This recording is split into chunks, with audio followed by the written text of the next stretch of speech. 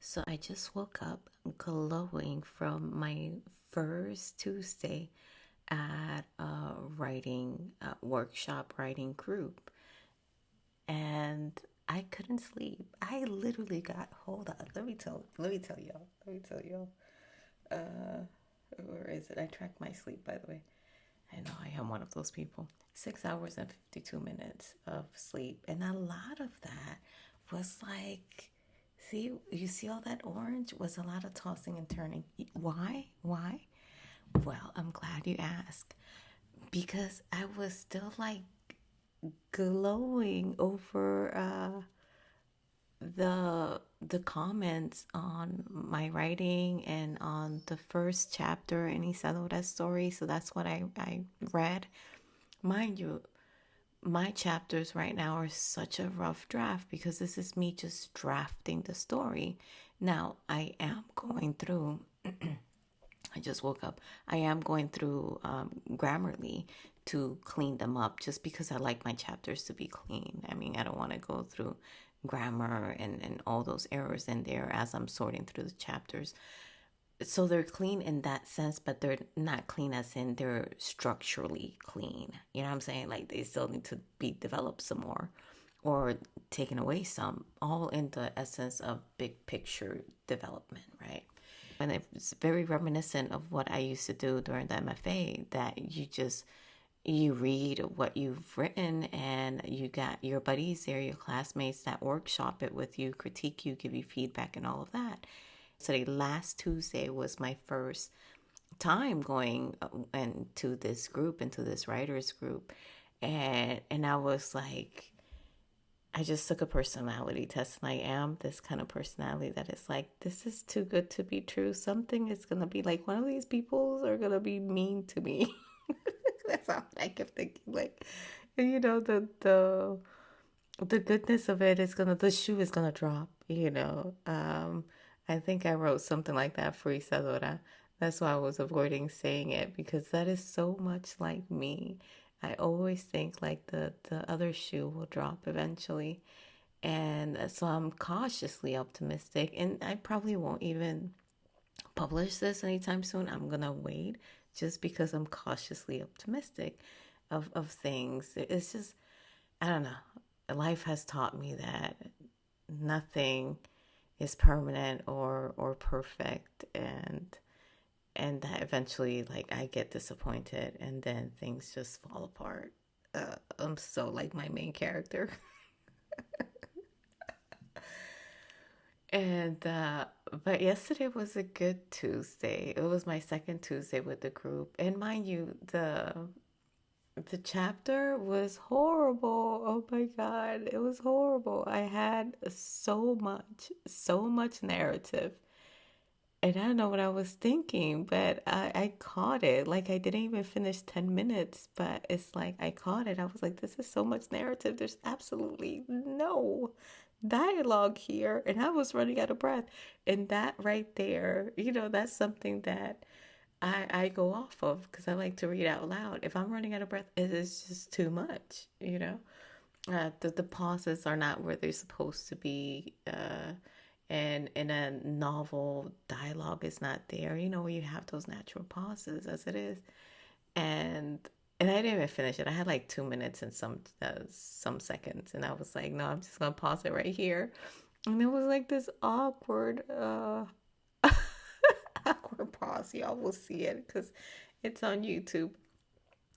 But they were so grateful, and I'm very thankful that people can see, and there are other authors, prolific authors, right? So I mean, they understand the phases of writing and how one can mold uh, writing to be good, and they understand that what we're showing Tuesdays after Tuesday is not the finished product, but it's still kind of like the clay that we're molding to be that finished product, which is the published book that the readers will eventually read. And but still, it was like low key embarrassing for me because I'm like, Oh my God. I just had to stop. I couldn't keep going. And I wanted to stop sooner than that because I'm like, oh, and I kept tripping over my own words. And, so it was a mixture of embarrassment and nervousness because in my mind, I'm like, Joy, you should know better. You should know better than to have so much narrative. But I got so caught up on the description because usually I lowball descriptions and I wanted to make sure that my description, because it takes the first sentence, it was like it was April 1968. We were recounting this story, so I wanted to get that right. Then I forgot my dialogue. I forgot how important it is. So now I'm gonna need to find spaces in the narrative to bring the dialogue and to create more dialogue that starts further up, not all the way up, because I do like the cadence of the description. I think in the beginning 2 or 3 paragraphs, but then after that I need to like kick up some dialogue, kick up some action, so that way it's not so just a monotone description. But thankfully they enjoy the voice, they enjoy the narrative, and one of them explained that even though it's not what they normally read, that and it normally will feel like exposition, it didn't feel as exposition, which that was good. That was good. And this is a very much magical realism, psychological horror book, historical as well, because it takes place in April 1968. So it's one of those books where Isadora is recounting her story and how it came to be. This is the second book, so the reader would have potentially read book number 1. So you kind of understand that Isadora doesn't make it alive to the end of her quest, and this is kind of like what happened before that. So we get to know her a little bit more, and through her we get to know her mom. She started the curse. But back to the feedback, to the workshop, the writing group yesterday. It was amazing. Like, I feel very fortunate right now to be part of it, and truly enjoyed the experience. It was nerve-wracking. I need to calm the fuck down. I couldn't even sleep because I kept thinking. I woke up like at 12, stayed awake for like a solid hour just thinking about it, and was like, should I come downstairs so I can revise right now? What should I do? Then I woke up again at 3, stayed up for half an hour just thinking about these revisions. And I'm just like, all for the sake of making sure it's good to go for next Tuesday. God, I put myself in these tiffies, and I don't understand why I do that to myself. I feel so much. I don't know how else to describe it, but I feel so much. And it's like I want to do so much with my emotions.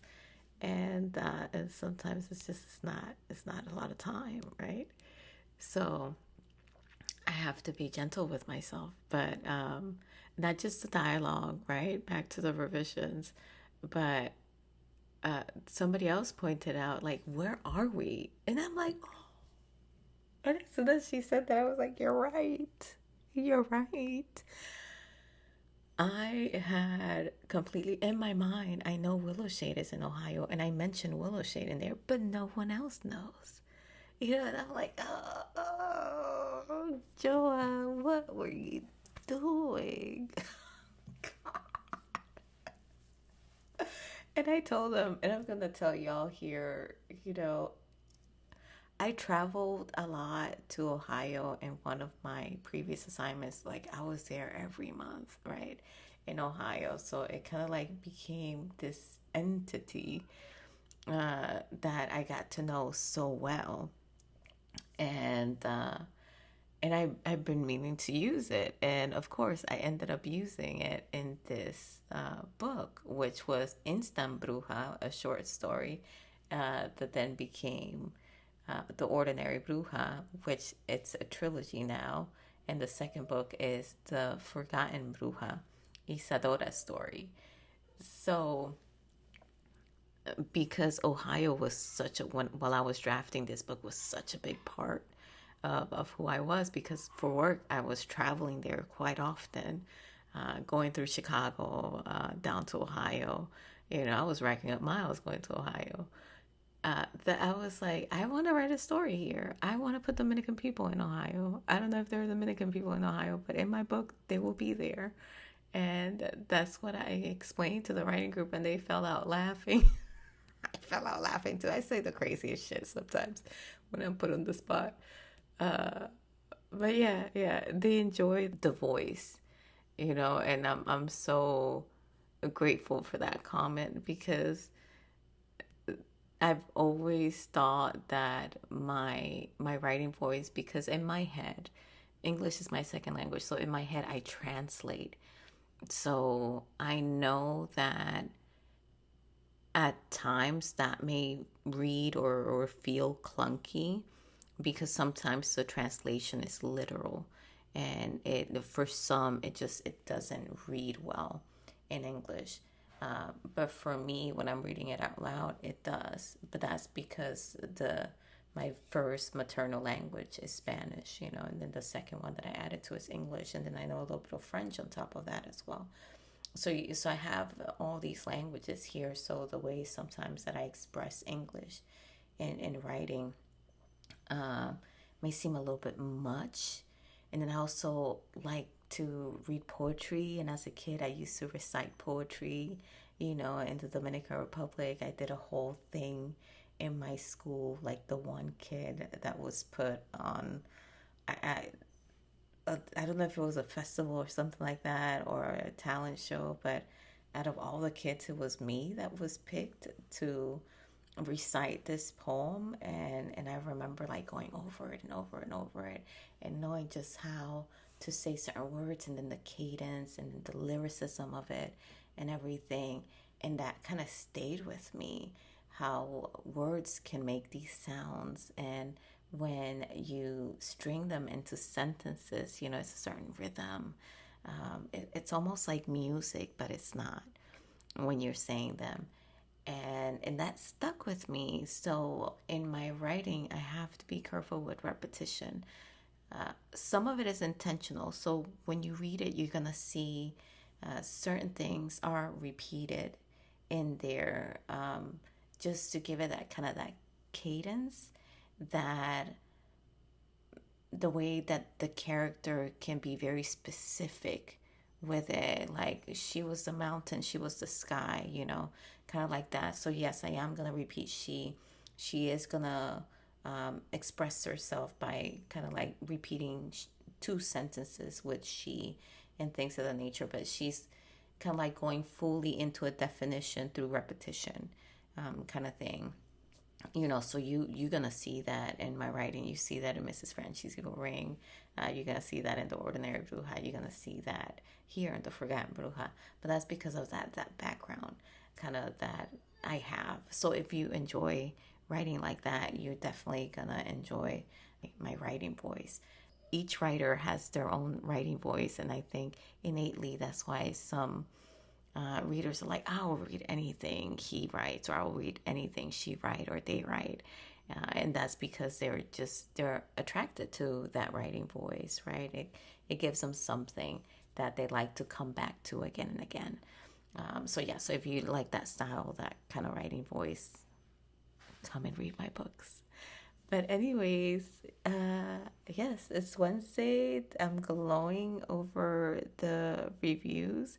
It was not perfect, and nothing in life is, and certainly nothing that is mine will ever be, just like this video. But I had such a great time. Such a great time. I'm cautiously optimistic. But I enjoyed myself. There's such a good group. Like, the personalities are so different, and I love that. Oh my god, I love that. Like, I want to just take the group and be like, but it'll be too much because we don't know each other like that, but I want to be like, oh, you guys are so good. Like, please don't ever leave. So clingy, so clingy. I haven't written a character like that eventually, but yeah. Okay, I'll tell you all about next Tuesday, how next Tuesday goes. I'm gonna revise chapter 1 because golly, All right. Talk to y'all in another video. Bye.